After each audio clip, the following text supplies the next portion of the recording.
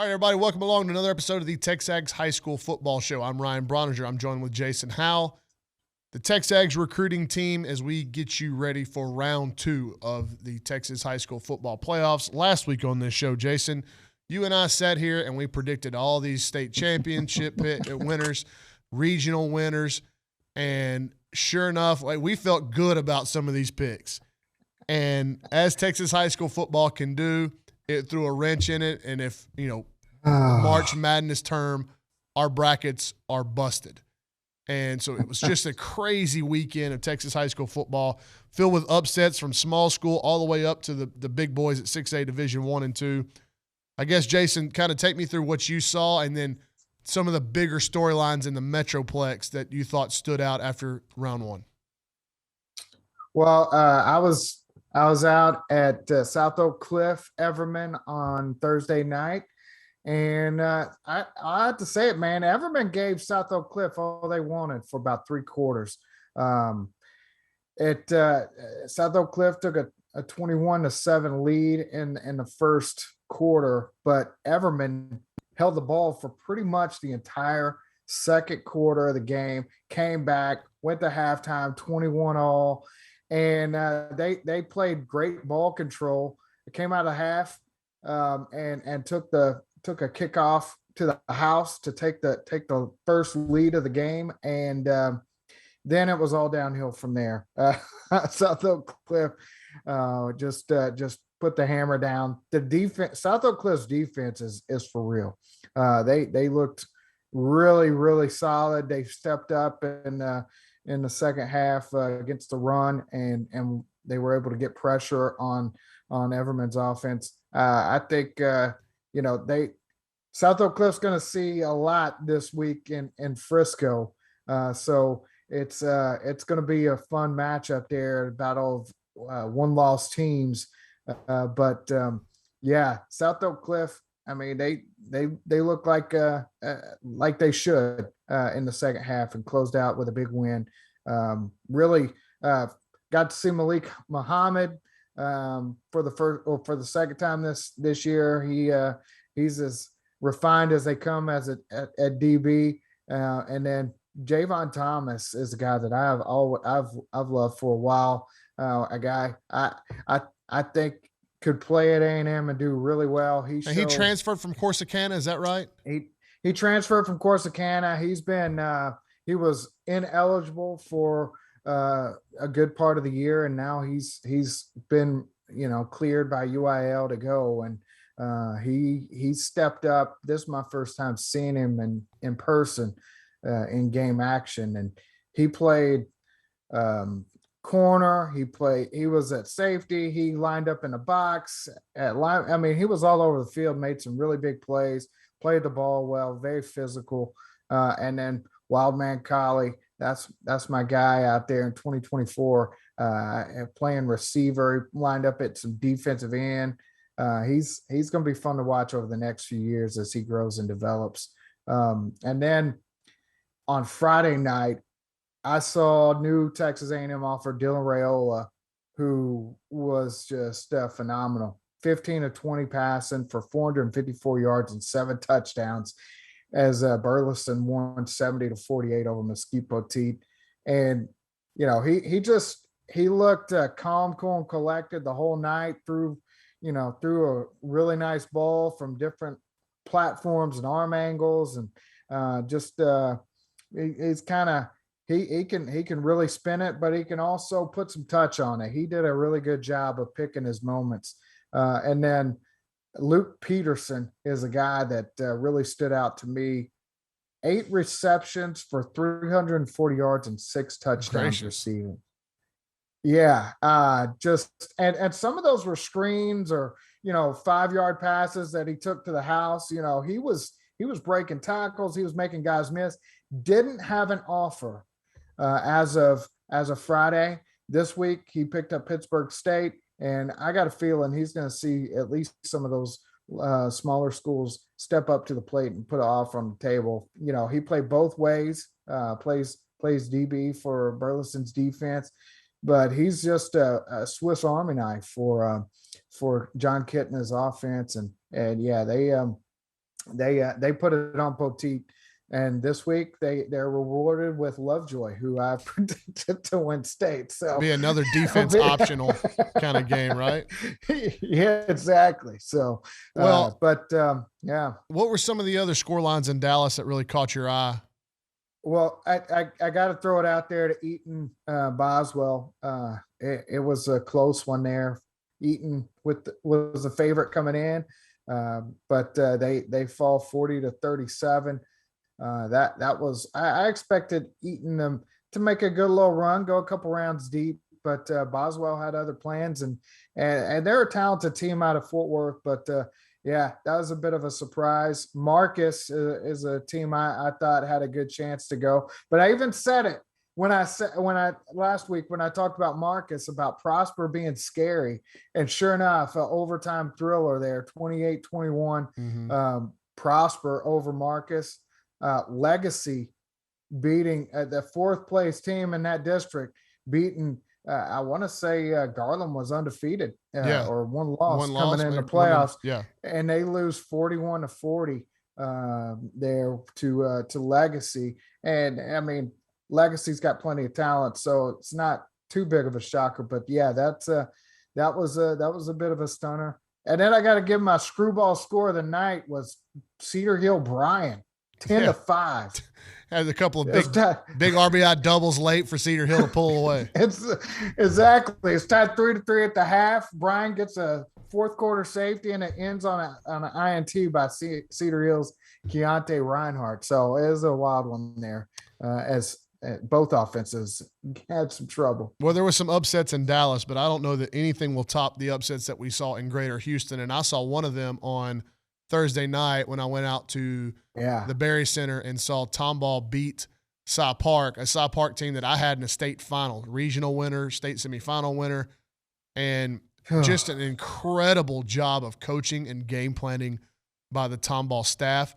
Their quarterback, Cale Helms, is committed to Army, and that is a perfect fit for him. It was my first time seeing him play. Yeah. I think he ran for 240 yards, threw for another 170 yards. Just a fantastic night for him.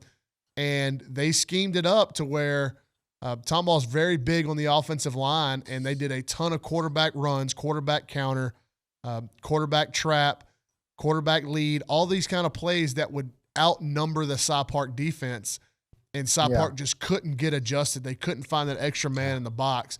And so Tomball would pound them. And then just whenever you think another run's coming, here comes the play action. They end up getting guys open deep. It was wild. They scored on a 99-yard touchdown run, got called back for holding. So they get a first down to get it out to like the 11, right at the 10 or 11-yard line. Then they throw an 89-yard touchdown pass literally 2 or 3 plays later. It was all going right for Tomball. Harold Perkins did his best to keep Cy Park into the game, but it was just, you could see it coming. The momentum just kept building and building. And I tell you what, a play that I've never seen in covering Texas high school football game may have been the play that shifted the momentum to come out for, and really probably shifted the course of the game. So Cy Park's receiving the second half kickoff, and Tomball hits a pooch, and the kid goes to fair catch it. 2 kids fair catch it, right? And they fair catch it and then run away from the ball. I guess they thought the other one was going to go make the play. So the ball bounces, and it's live. Tomball recovers, scores to extend their lead, and from then on, it was like there was no way Cy Park could ever really catch up or get themselves back into the game. So huge win for Coach Kevin Flanagan and the Tomball Cougars, who move on in 6A Division II. And then on Friday, I stayed in 6A Division II and saw an incredible comeback by Bridgeland to beat Klein Collins. I said it on TexAgs radio today. I'd never seen a high school team control the football and control the clock like Klein Collins did on Friday night. Jason, in the second quarter, I believe Bridgeland ran either 4 or 5 offensive plays, and that's it. Good night. In the third quarter, they touched the ball 1 time. Klein Collins kept lining up and going 5 yards, 4 yards, 7 yards, 5 yards, 8 yards, 9 yards, 7 yards, like just all the way down the field and eating play clock, like not in a hurry to do it. Yeah, it sounds like Everman in that second quarter in South Oak Cliff. Yeah, and so it was a great game plan, and the kids executed it brilliantly because you kept the ball out of Connor Wigman's hands until the fourth quarter, when the Klein Collins student section starts chanting overrated at him when Bridgeland is down 33-20. And there's 5 or 6 minutes left in the game, and I'm going, there's still football to be played here, and I don't think you want to be chanting overrated at that guy. Yeah. And sure enough, the bear. Bridgeland scores, and then, Jason, they get the ball back. Klein Collins gets the ball back. They move to about midfield, right? Bridgeland's got a couple of timeouts to still remaining, and Klein Collins is facing like a 4th and 3 around midfield, maybe on the plus side of midfield. They call a timeout because they're trying to figure out what they should do. And I thought you should go for it. I thought the play was to go for it because if you get the first down, you win the game, and Wigman never touches the football again. If you punt it, you know he's at least going to get the ball back. Okay? So what Klein Collins decided to do was line up to go for it, and then they quick kick with the quarterback, 2024 quarterback Tucker Parks, who had a great, fantastic night, and he mishits the kick. And I think it went 8 or 9 yards. So Wigman gets the ball back at his own 38, 39-yard line with 2 minutes left to go in timeouts. Well, at that point, we all knew what was going to happen. He ends up hitting Andrew Molesky for the go-ahead touchdown with 15 seconds left and propels Bridgeland to the second round. But I saw 2 really good games, a shocking scoreline on Thursday. I saw Connor Wigman do what Connor Wigman does on Friday. But the score that dominated the headline in Greater Houston was Barbers Hill 42, Fort Bend Marshall 21. I mean, raise your hand if you saw that coming. That was my state championship pick. What an incredible job by Barbers Hill. The 4th place team out of that district. And listen, it does speak to everybody, the narrative that Fort Bend Marshall plays a really weak district. How will that affect them in the playoffs? It hasn't up to this point, but it could. Like last year, they played a really close game with P&G in the first round. This year, that same district, that Southeast Texas district, came up and got them in the first round, and Barbers Hill moves on. And now that region, 5A Division II Region 3, is up for grabs for anybody. Montgomery, A&M Consolidated, Crosby, Barbers Hill. Who knows how that Texas High, the winner of that one, you can just pick out of a hat at this point. But just a wild score line to me. And I believe there was one, Jason, I'd have to look it up. There was a small school, I think it was Childress, was undefeated. Does that sound right? And Childress lost to a team that was like 4-6 coming in. And I believe so. I thought the Fort Bend Marshall score line and that Childress score line were the 2 wildest ones I saw on the weekend. Yeah, that's what this playoff season's all about, man. You see these shocking games, and I heard a lot of talk about these 77-0 for what these blowout games. This is why we need to shorten the playoffs. But then you have games like that where the underdog comes through and knocks out a really good team. And you hate, as much as you hate to see it for those kids that really put together a great team, a great season, like those guys at Cypress Park. But you love to see it for those kids that have fought and scrapped and worked, it was Childress for that big W. Stanton had come in 4-6. They beat 10-0 Childress 39-34 on last Thursday night. All right, Jason. So previewing this week, where you headed and give me some of the games in Dallas that are really catching your eye, and then where you headed. Well, at Odessa Permian, Euless Trinity on Saturday in Abilene should be a fun one to watch. I like another West Texas team taking on a DFW Power, Midland Legacy and South Lake going head-to-head again on Saturday at Globe Life Field. And then you got Rockwall DeSoto on Saturday. Be some points in that Globe one. Life as well. Yes, absolutely. And a lot of people picked against DeSoto last week when they traveled down to Waco to take on Harker Heights. But it's never a good bet to to bet at least early rounds against DeSoto. I'm looking at that Rockwall Heath Temple game in Burleson as well. That should be a lot of fun on Friday night. And then you got a couple in 5A in that region too. You got College Station, Frisco Lone Star, and Tyler Friday. You got Lancaster Longview in Mesquite, Aledo Frisco Liberty. I mean those are a loaded region, man.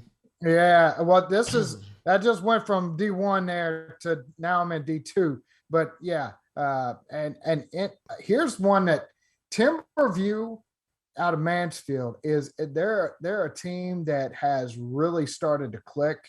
They started off the season a little bit rough. They play in that same district as Aledo, but they are putting up points on teams, and they take on Ennis, who is undefeated in Waxahachie.